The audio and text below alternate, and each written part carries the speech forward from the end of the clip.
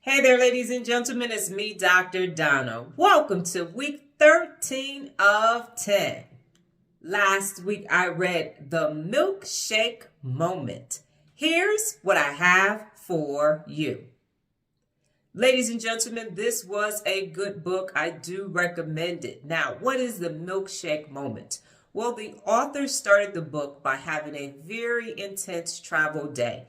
And he said that every time he has to travel, at the end of a long travel day, he treats himself to a milkshake. It is his travel treat.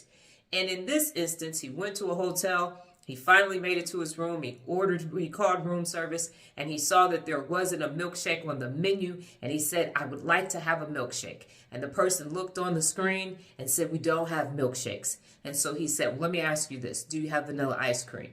And the person on the other end said yes. And he said, "Do you have milk?" And he said yes. And he said, "Well, this is what I'd like to order. I'd like to order a bowl of vanilla ice cream and half a glass of milk and send me a long spoon." And so he had to make his own milkshake in his room. What is the point, ladies and gentlemen? What is a milkshake moment? The milkshake moment is that you have all the ingredients that you need to be successful in business, but the policy and the procedure says you can't make a milkshake. You can't do that because that goes against our policy and procedures. It goes against our business model. It goes against everything that we believe in. Or not even everything that you believe in. It goes against what the CEO wants. How many times has everybody in the room agreed to something, and then the decision maker walks in and says, "No, we're not going to do that. No, we're not going to disrupt the marketplace. No, we're not going to innovate. If it ain't broke, don't fix it. And this is how we're going to do it, how we've always done it." And it doesn't matter that it's having a negative impact on the bottom line, on your customers, on your employees, and on your position in the marketplace. Policies and procedures are there for standard day-to-day operations. But when you have the ingredients for success, when you have the ability to do something better at the user level, at the customer level, you have to empower your employees and your leaders to be able to take those ingredients and create milkshakes. You gotta have milkshake moments. And oftentimes, businesses that have been around for a very long time, or they have one successful product and they don't want to try anything different, next thing you know, they're out of business. Why? Because they refuse to use their ingredients to make milkshakes. So even in your own personal life, if you have the ingredients to do something grand and amazing, put those ingredients together and make a milkshake. Create milkshake moments, and don't allow past practice, and don't allow fear, and don't allow policies and procedures and bureaucratic methods and all of this other nonsense to stop you from creating milkshake moments. Get the ingredients, make the milkshake, did make, risk take, grow forward, do amazing things. Don't let the red tape get you stuck in a rut so you can't get your butt or your business up. You gotta create milkshake moments. You have the ingredients, use them. Got it? Good.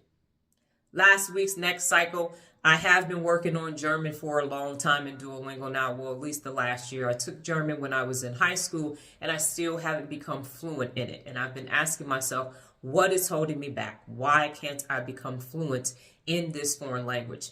And last week I realized it's the spelling. And as I've mentioned before in lives and on other videos, I have always struggled with spelling. And so last week's next cycle was that I actually started spelling out the words in all of my lessons. And I kept making sure that I could spell it every time I saw the word.